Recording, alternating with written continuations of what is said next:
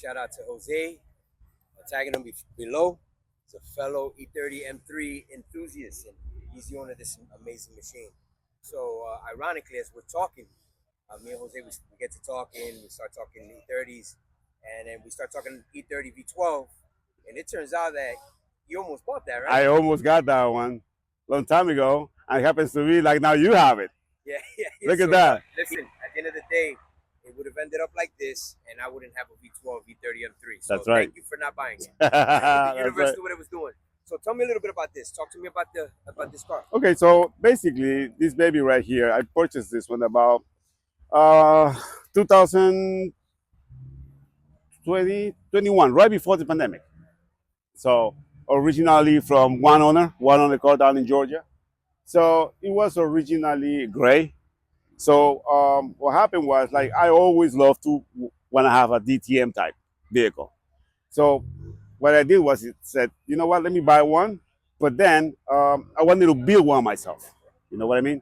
So by me building one myself, I wanted to buy anything related to a BMW M3. So I started to buy parts for it. I even bought the engine before the car. Can you believe that? Because I wanted to have one so bad. So at the end, I ended up buying this baby. But then I said, you know what? In order for me to build it correctly, I have to have the right specs, the right decals, the location of all the wrap that comes with it. So I flew to Germany. Told my wife, you know what?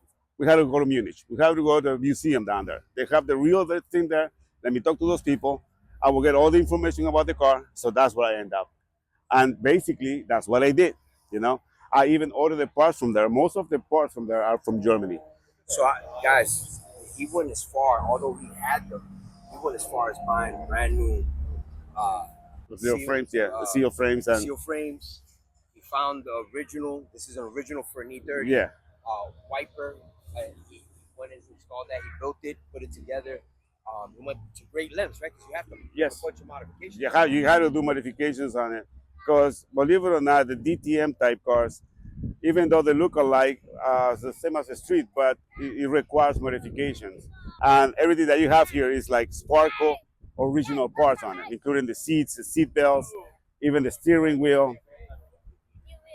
and even the helmet. I even was able to get the helmet and from a racing previous owner. So I redid the whole thing again.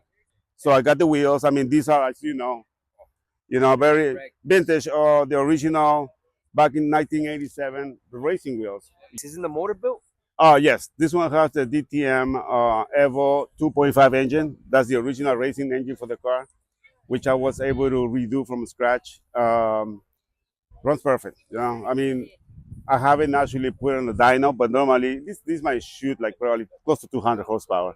I mean, yeah, at the dyno, probably a little bit more, 205. I mean, at the time, remember the IROC and the Corvette was doing 170 horsepower. Yeah, and this is 4 cylinders too. Yeah, natural aspirated engine. So this is not turbo supercharged. Yeah. So this thing is incredible, guys. Go give him a follow. I'm gonna tag him below.